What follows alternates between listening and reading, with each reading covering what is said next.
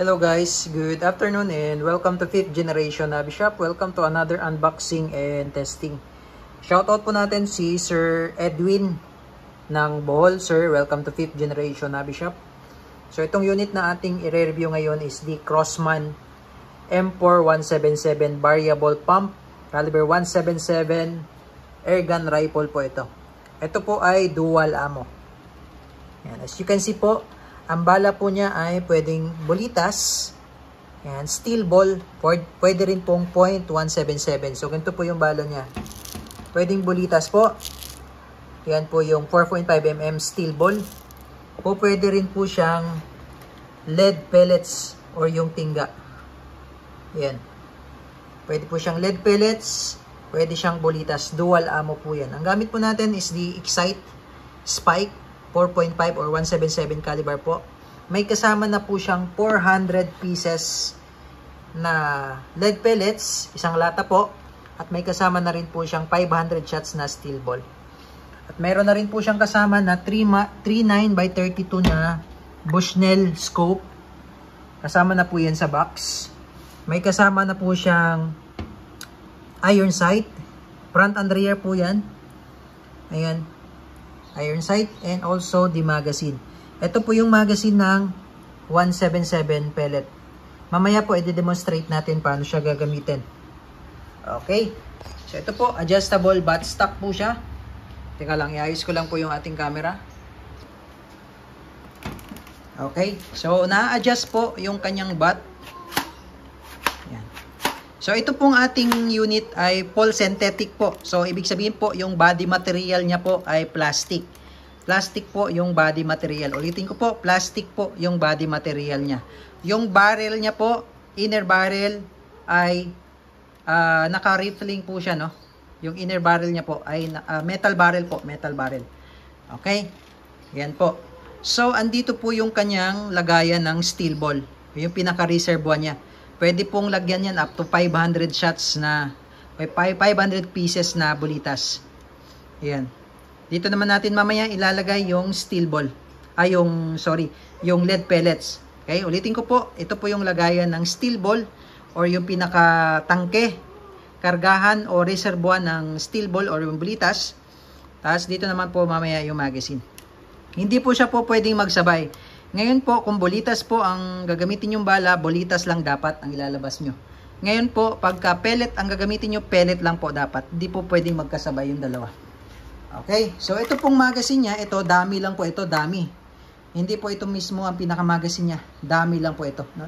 Pwede mo siyang lagyan ng magazine mismo. Ito po kasi yung magazine niya mismo. Ito yung magazine niya mismo para sa pellet.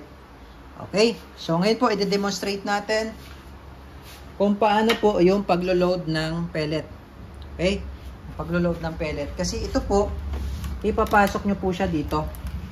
So, andito po yung kasahan niya. Ito yung kasahan niya. Ayan. Tapos, ipapasok nyo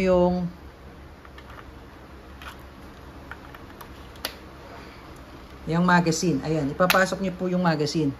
So, ulitin ko po, no? Ikakasan nyo po, no? Ikakasan nyo. Ito yung kasahan niya, ayan. Ikakasan nyo po. Tapos, ipapasok nyo po yung ganyan. Yung ganyan yung pagpasok po, no? Ipapasok nyo po yung magazine.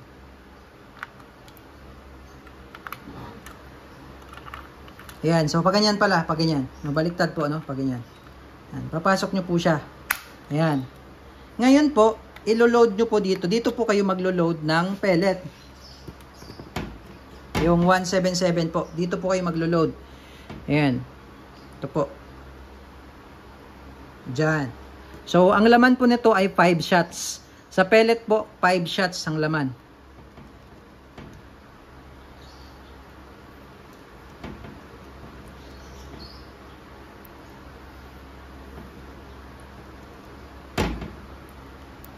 Ayan. Diyan po ang pinaka-magazine po ng pellet.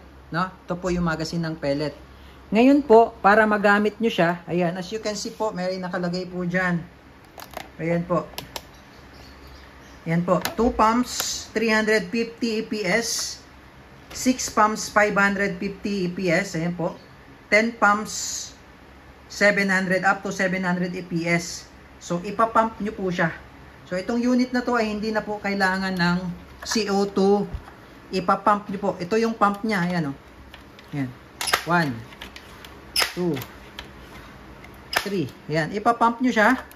Ayan. Tapos, kasa. Ayan, kasa. Kunwari lang, may magazine yan, no? Then, putok. So, naka-safe siya.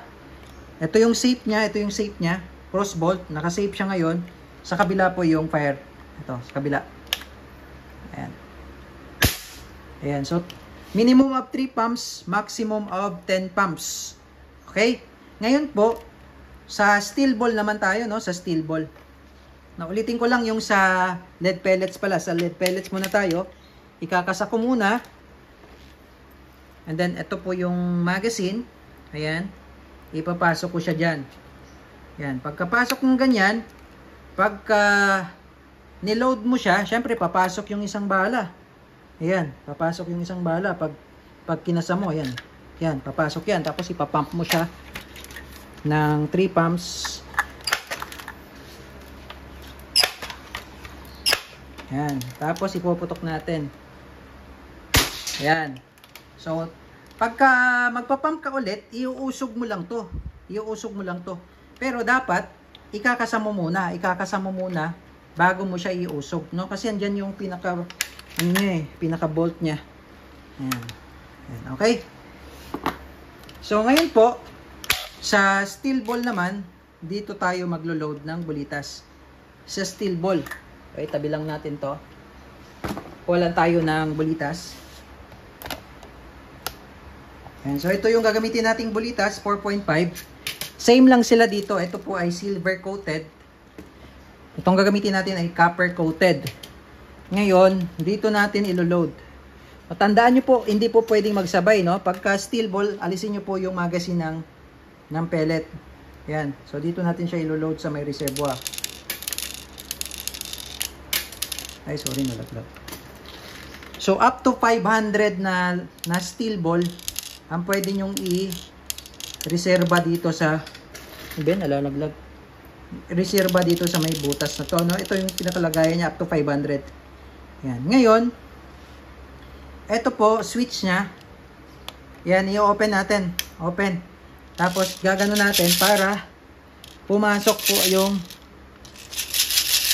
gaganon mo lang siya. Yuyug mo pala, pumasok yung ayun, sorry. Ito pala yung open. Kanina, naka-close siya kanina, no? Yan pala yung open. Ito yung close. I-open natin. Para may pumasok, ayun, may pumasok. Yan, nakikita nyo po, may pumasok siya na steel ball. So, lagay natin siya sa close para po yung steel ball hindi bumalik sa reservoir. Yan, tapos ipapump natin ngayon.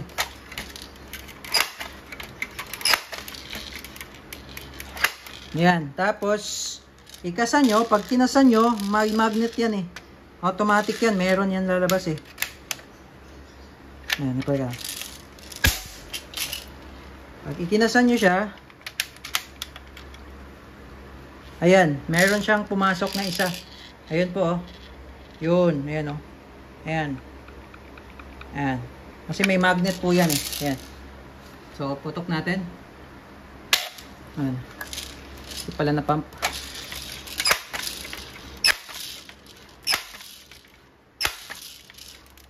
Ayan, 5 pumps. Tapos, kasalang. Automatic po yan, merong papasok na isa, ayan o. Pag kinasan nyo, ito. Yun. Okay, so ganun lang po ang paggamit nito. Okay, ulitin ko po, andito po yung lagayan ng bala.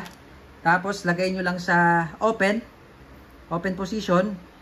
Yan, switch nyo lang open. Tapos itataktak nyo. Yan, itataktak nyo, no?